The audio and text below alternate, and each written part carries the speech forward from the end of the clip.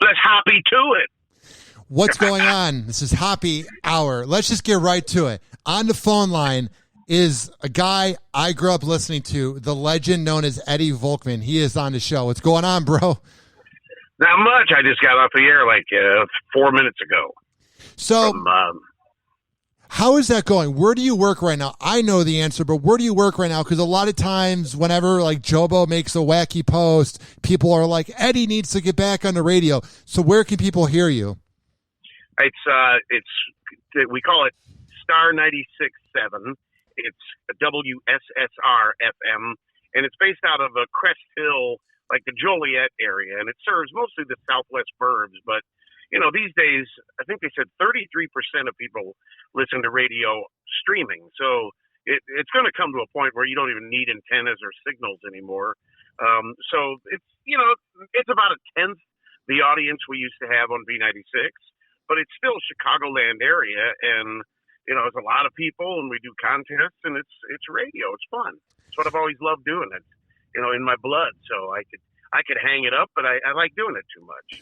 So I was thinking about the Eddie and Jobo show, just kind of getting ready for this interview today, and I think there's a lot of shows I liked growing up, but I think you guys were the one show where like I would be waiting at the bus and it would be like -20 out and like a Marge McDouche prank call or a suburban crime report. There was something about the way you, Jobo, and then it became Erica. You guys just made me forget that it was cold out. Like you guys were the most Chicago show of any Chicago show ever. It was amazing. Well, I appreciate that. A lot of it, and a lot of there wasn't a lot of hate, but the haters of the show, I think, were people that couldn't stand that we were just so comfortable. We weren't trying too hard. We were just having a real good time. And if we always felt if somebody else was enjoying listening as much as we were enjoying doing it, then we were successful. We didn't come in there every day. We got to do a killer show.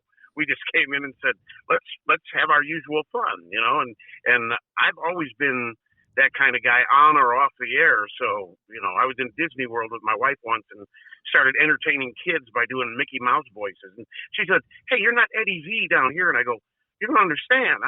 That's who I am no matter where I am. And one of the best compliments I ever got was people meeting me and saying, I think basically you're the same guy on the air as off. And, good for me, I guess. So. I came up with this sort of like not slogan for the Eddie and Jobo show, but maybe just for you overall. You were like the original dad joke. Like before dad jokes were a thing, you guys were just a walking dad joke pun. You know what I mean? Well, yeah, I got that from my father. So they literally were dad jokes. When my dad, Harry Volkman, one of the longtime weathermen in Chicago, he did them all the time. They came back out of a Amoco gas commercial where a guy was trying to start his car by rubbing his lucky rabbit's foot, and the commercial was, don't count on luck, use Amoco Ultimate whatever. And then they came back to the weather segment. My dad said, I know a guy who lost his rabbit's foot and missed starting his car by a hair. And he was always doing that. And now when people, unfortunately, see, I am a fan of puns and wordplay. In fact, on my last station, I did something called Ed Wordplay, like Edward and Wordplay. And even the title of it was kind of some wordplay. And so when people use the term dad joke, I'll make a pun on Facebook and people go, dad joke, almost like insulting me by calling it that. And I said, when did the cleverness of puns just be reduced to dad joke? But I understand why it's that way, because some of them are just very basic, dumb things. A guy, my wife threw a bottle of omega-3 pills at me, but fortunately my injuries were only superficial. Man. So my favorite part was your prank calls. You had a prank call, I think, So I first heard about you guys when my dad would drive, I forget which exit, I believe it was Cumberland. My grandpa lived in the Six Corners part of Chicago. It's where my dad grew up. So I loved looking at billboards because I didn't have any brothers or any siblings. So I was just me in a car with my dad, and we would visit my grandpa every weekend. And there was one time in like '03, I saw an Eddie and Jobo billboard, and I was like, I need to listen to this show. It was like Wake Up with Eddie and Jobo. So that morning I listened, and it was when the Meet the Fockers movie came out, and it was Marge McDouche prank calling all the movie theaters saying that the movie needs to be canceled or whatever. And that was like the first time I ever listened to Eddie, and ever since then, I remember I was like, this is my show. Now, wait a minute, was it? Now, Marge McDouche would have no problem with that. Are you sure you weren't thinking of Mrs. Pillowpop? Yes, that's what it was. She was the overprotective soccer mom. I think that title's awful. I can't believe it. I'm going to have to talk to your manager. She was the original Karen. That's what it was. Yes, man. Yeah. How much work did you guys put into those calls? Because you'll listen to shows now and it's half-assed, but man, you guys, those were some amazing calls. Here's a couple of things. When I was on doing the show before, while Jobo was doing nights, I did the show myself for a couple of years, never caught on as much as the two of us, because obviously there was a chemistry there that was, it just match made in heaven. Well, I scripted out a lot of my comedy, and I worked very hard on it. It turned out Jobo was not very good at following a script, so we had to learn to do improv. I bet we could have gone to Chicago, the Second City, and pulled it off. In fact, we actually opened at some comedy clubs. One time I tried actual comedy, and it didn't go over well. The next time, Jobo and I just went and did what we do, and it was like improv stuff, and it killed. And we were the opening act, and the first comedian came up and said, we have to follow that. And a lot of it was just train of thought. He had a weird way of thinking, and I did too. And I can make everything into a joke. That's why I meet women that say, I just want a man with a sense of humor. And then 2 years into the marriage, is everything a joke to you? That's why I'm on my third wife. But anyway, so those crank calls were basically ad-libbed and as they went. Now, obviously, we would tape them because if they went badly and they weren't funny, we wouldn't use them. But the thing is, they were real people, which even at that time, and I hope to God the FCC statute of limitations has run out. Even at that time, it was illegal to call people and put them on the air without their knowledge. So if we were ever questioned, Jobo, my designated liar, would always say, "Oh, of course we're using actors," and we weren't. And the love tests where, "Hi, it's Marge McDouche. We have some flowers for the woman of your choice. You were anonymously. Who would you like to give them to?" "Oh, Evelyn." And then you'd hear some other girl on the phone go, "You son of a bitch," because it was not Evelyn. It was, someone else. So that was the love test, which then became, Ryan Seacrest stole it and did Ryan's Roses, and everybody around the country did War of the Roses, and that bit got repeated everywhere. But we were really calling people. These days, people still do that contest and that call, but it's all actors because the FCC would crack down on you. And I would have followed the rules. That's why I had my designated rule breaker, Jobo, who just said, "Well, it's boring to use real actors, use actors. We got to keep on using real people." So we did and got away with it. I think some of the management turned a blind eye to it because they knew it was getting ratings and it was good stuff. Natural reactions are the best.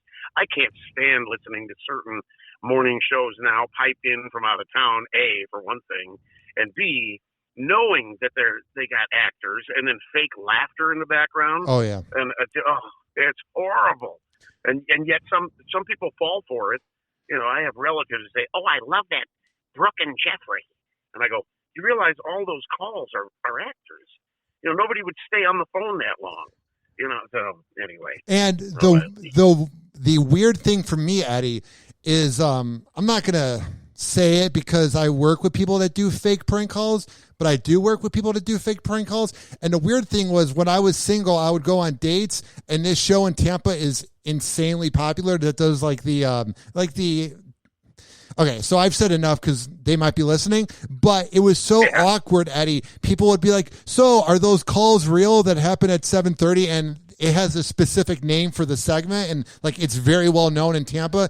And I would have to be like, yeah. And it was like the most awkward thing because some of them are like, well, your face is saying you're lying. And it's like, well, what do you want me to say? Like, insert date here. Like, did you ever have that where like people didn't believe that it was real? No, mostly, and in fact, we occasionally did use a couple of actors, but only, for a setup maybe, but more than, I've never had anybody say that can't be real. Yeah. They'd say, was that a real call? And we could honestly say, yes, it was.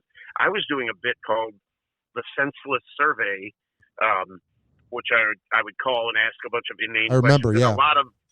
A lot of wordplay, and I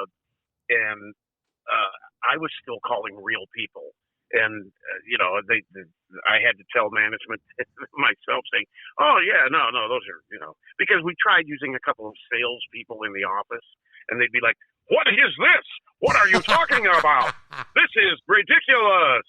I can't believe it!" And it was just so bad, So I said, we got to catch people off guard. But what I do is call people, I would record them, in the morning at like in the 9 to 10 o'clock hour by calling some like East Coast places. Like I'd call little towns in Alabama or West Virginia where they wouldn't recognize me or the station or anything. And plus, when you call like rural areas, they're nicer and they stay on the phone longer.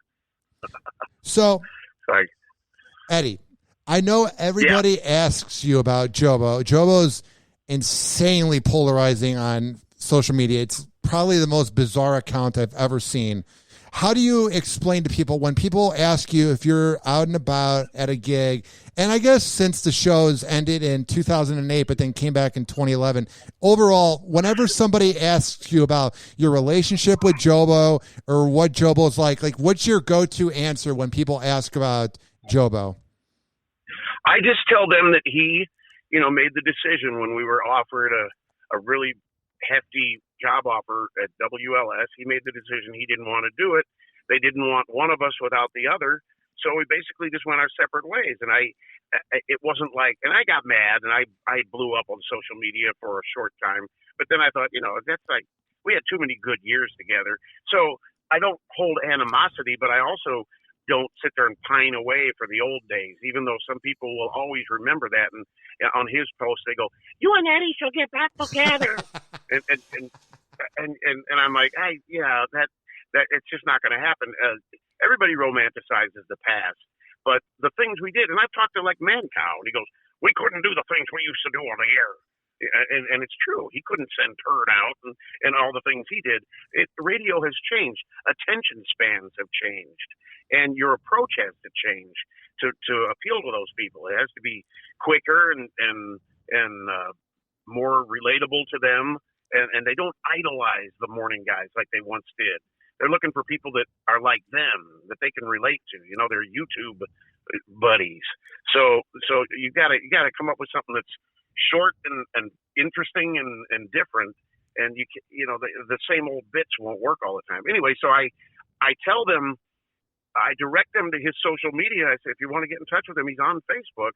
And some people come back to me going, what is going on? Because he has gotten a little crazy and his lifestyle is different. And he says what he wants and he has not much of a filter. And that's driven off a lot of people. And people then message me and go, what happened? I go, nothing really happened. He's always been that kind of a guy. He just, he, unlike other people, was a very different person off the air than he was on. But he was also a very talented artist, and his, he might be kind of a tortured soul that drives artistry. Look how many Hollywood people and famous scientists and musicians were kind of, their personal lives were all over the place, but that's what drove their artistry. So you brought up the name Mancow. What did you Do you have a relationship with him? Because I went back and forth with you guys, Mancow, and like maybe 10% of the time Drex. But it was pretty much you guys and Mancow.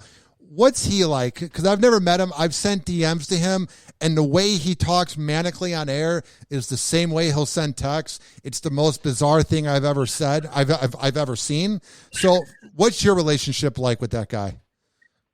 He respects me because I respect him. I've never badmouthed him the way. I mean, he takes a lot of hate, Yeah. but a lot of, but it's because he's a polarizing figure too, and he very much like Jobo is just a guy who's just a little off kilter. But if you understand the nature of the beast and that we're all trying to do the same thing, you can be friends with those guys. I mean, Steve Dawes came across that way, but off air he was like one of the most quiet, humble people you'd ever meet. So it just depends on the person. So I think he likes me because I understand what makes him tick, or at least try to understand it. I don't just write him off when he explodes, and so and you're right. His manic. He'll text me. Yeah. He'll go 6 months without texting me, and then he'll just send me something. Well, it was amazing. I sent him a DM. I was like drunk at a bar, so I was like overly confident, and like this like 2 years ago, and I'm like, I should just see if he wants to come on. So I did write like a professional message. It wasn't like I had like slurred text, but like I would never message Mancow if I was sober. And I was like, hey man, I'm a huge fan. I grew up listening to you. Would you want to call in sometime? And he sent the most Mancow Moeller thing ever. And it was the same way he talks on air. It was in text. He goes, could I call into the show? But he didn't like spell out the word show. He would go like SH ... Yes. Do I want to call into ... No. Should I? I don't know. And it was like the way he typed it was like the way he talks on air. And I was like, honestly, Eddie, that's more what I need than him on the show. Like as a fan growing up on you and Eddie and Jobo, like the fact that I got a response and I got a bizarre answer like that, I go, that's probably better than having him on the show, is having that moment where you get the most. I think it's the most bizarre message I've ever received from any human ever. It was amazing. Yeah, like I say, he'll send me something, like a picture of something out of nowhere, and then another day, it'll be noon, and I'll get a text that says, strange business, huh? I'll be like, what? Yeah, it is.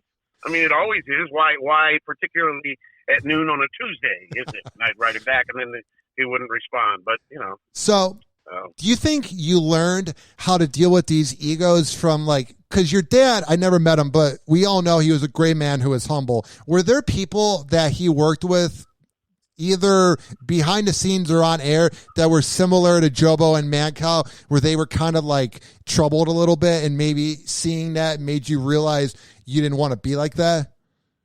Well, I don't think as much in television, because TV has to come across as those polished kind of, especially then.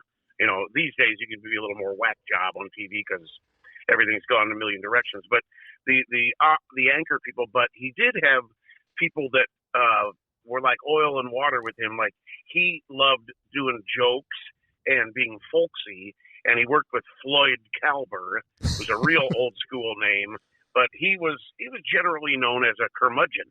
He was a grumpy network news serious kind of guy, and he was going to deliver the story like Walter Cronkite, and then my dad would come on and make some pun, and it'd be like, he's ruining the credibility of my newscast.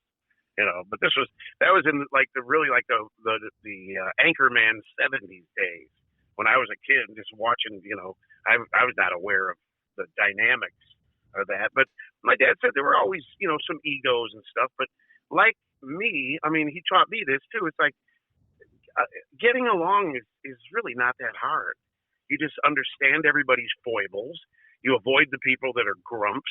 You pal up with the people that are pleasant to work with, and you make friends with people who take life not so seriously. And I think that's the way in any workplace. You kind of tend to find the people with similar mindset. Who are some of the on-air hosts at B96 that you were buddies with? Oh God, everybody. Brian Middleton. Yes. Gary Spears was one of the greatest guys. and Jobo, and then let's see, Brian Middleton was there forever. Jay Nice, who ended up taking over mornings after we left, and even Gabe Ramirez, who's the current morning guy. He was my intern, and I used to play basketball with him and softball. And then he came up to me one night and said, "Hey, I'm going to school at UIC studying broadcasting." And I said, and he goes, "I'm about to graduate." I said, "How long have I known you and been playing hoops with you? Why didn't you ever intern with us?" So within a week, I got him an internship. After the 6 months his internship ended, he told me, "Well, this is my last day." He tells the story that I left the studio during the show to go find the bosses and say, "You can't let this guy go. He's computer literate. He's bilingual. He's fun. He's young, cool, relatable." So they ended up hiring him as an assistant producer. Then he became the producer. And then when Jay Nice was let go, he's now the morning guy. And the numbers aren't awesome, but they aren't for anybody these days like they used to be, because the younger the audience skews, like top 40, the more Spotify's and things are slicing the audience down. So how hard was it for you when you guys got let go back in 2008? It initially, the hardest thing was there was some clumsy management about it. We were both getting way out of the demo. You're supposed to get to 12 to 35, 12 to 34 with a top 40, and we're both like over 45 at the time. So naturally, and numbers were not what they once were. It was kind of a financial thing because we had another year left on the contract, making like 1.7 million each. And it just wasn't, and that was after the fall of 2008. So what they should have done after 20 years of being on that station should have come to us and said, "Hey, listen, we need to make a change, for financial reasons. And we'd like you guys to go out, it looked like our idea, saying, 'Hey, it's Eddie and Joe, but we have really enjoyed this, but it's time for a younger thing to get, just fashion it some way.'" Losing the job was no big deal because, I guess they had to pay out that contract for a year. I went to Italy for a month and then got back and went to Hawaii for 3 weeks. I mean, the money was not anything. Losing the job wasn't. And we knew that we were still viable, to be rehired somewhere, which we eventually were by the same company. But it was the way with which they did it that really bit them in the ass. And they've never really recovered from it. I've had people tell me within the last year they've been doing an appearance, and people come up and say, "What happened to Eddie and Jobo?" This is talking 13 years ago.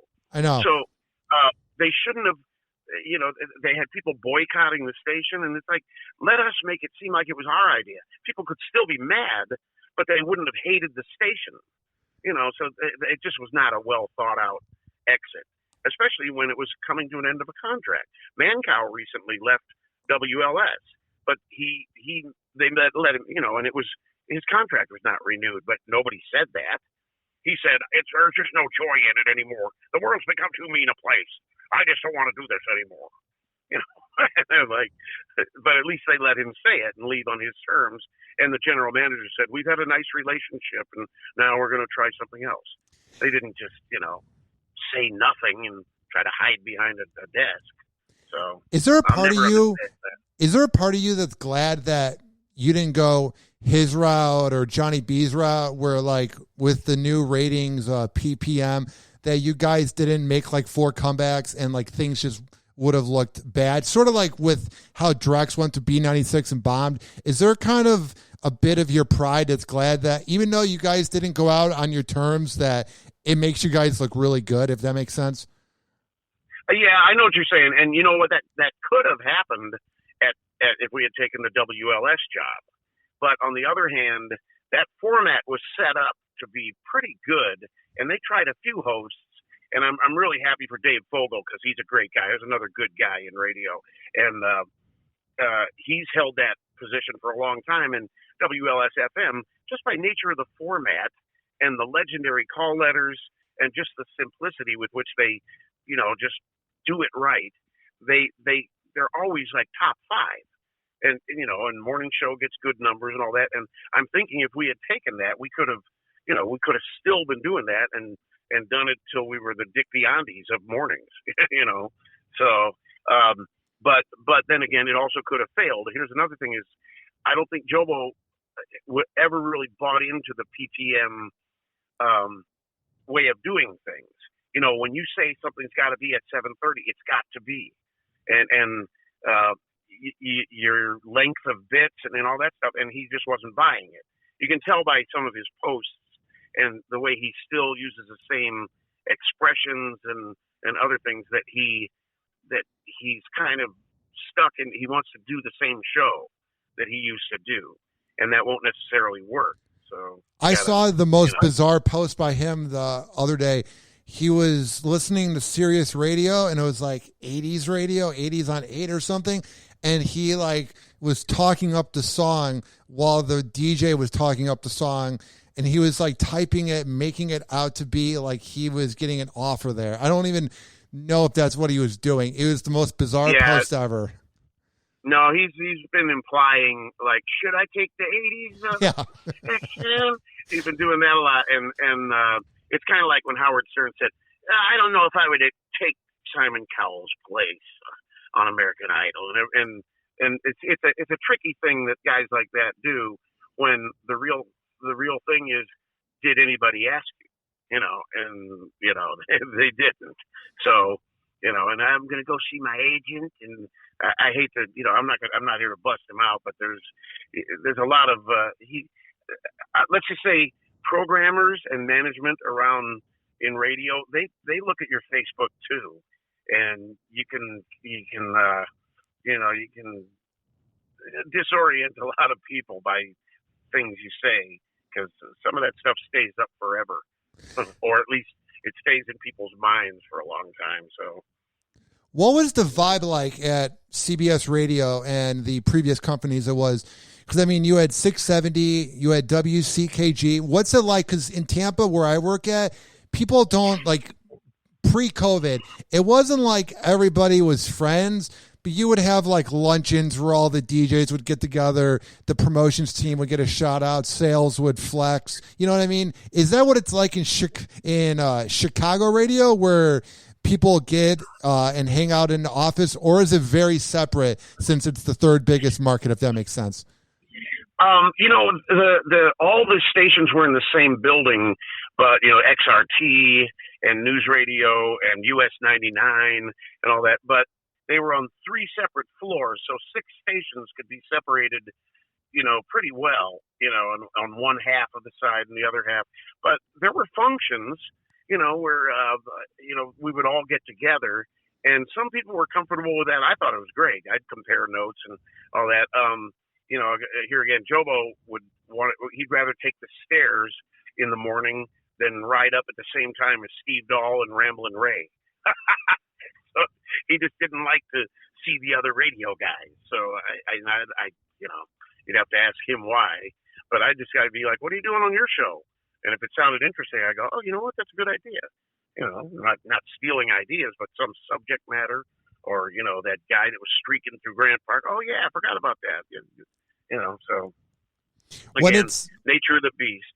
When it's all said and done, Eddie, how do you want people to remember you and to remember the Eddie and Jobo show? I want them to remember that as a little, edgy and fun and a joy of life in the morning. And with me, I always say, if I could, graduate life with the same respect that my father had, people thought of him as just a good guy with a sense of humor who was there to lighten your day, not necessarily give you the best weather forecast, but when you after you watched him, you would feel good about things. You'd feel happy, and part of that was kind of part of my problem when I did radio without Jobo, because when I first started, it was Brandmeier, Murphy in the morning, Steve Dahl, all these guys. And I even had one program director once tell me, I don't know how to tell you this, but you're not enough of an asshole to be a good morning man. I said, well, screw you. Go to HE double hockey sticks. No. And I eventually knew what he meant, that you have to have that edge to cut through and kind of stir up a little trouble and get yourself noticed. So Jobo was my designated, troublemaker. But in the long run, and especially because that style of radio, like I said, those superstar, big name guys, there's not a Steve Dahl standing in Sox Park blowing up disco records anymore. The radio superstars aren't the same. The people they like are the ones that they relate to and find comfortable and feel good spending the day with on the radio. So I've morphed my style into less, look at me and more, I know what makes you laugh. Well, Eddie, you have a whole legacy of laughs, man. I can't explain to you. I did not want to ever get up for class. There were days my parents would literally yell at me to get up for class. And the one thing that got me up in the morning was you guys, man. You guys were the best show to ever reach Chicago, and I can't thank you enough for the memories. And it's been a lot of fun having you on the show. Well, as Father O'Fondlin would say, no, never mind. Wait. and this is the OJ. Yeah. Oh, boy. We had a lot of fun. Oh, man. Thank you, Eddie. This means a lot. Good to talk to you. You're in Tampa, huh? Yeah, I've been here for 6 years. I worked for Rover for like 3 months and then got let go because I got blackout drunk on St. Patrick's Day. So then I moved to Tampa and got the hell out of Cleveland. And honestly, it's better off. It's all good. Yeah. Well, my best friend from high school, Bob Marcus, publishes the magazine called the Florida Info Guide. It's basically Tampa St. Pete. It's that thing in all the airports with all the coupons. Yeah. And he's been down there like 20 years. So now he says, "How about my Rays?" I go, "Shut up! You and I went to Cub games as high schoolers." So. By the way, him saying, "How about them Rays?" Like, how people will say, "How about them Cubs?" acting like it's their team, but there's millions of people. Your buddy saying, "How about them Rays?" That's actually his team because nobody cares about the Rays. So he can have it. All right, man. Well, thanks for having me on. Awesome. Thank you, Eddie. All right. All right, bye. See ya.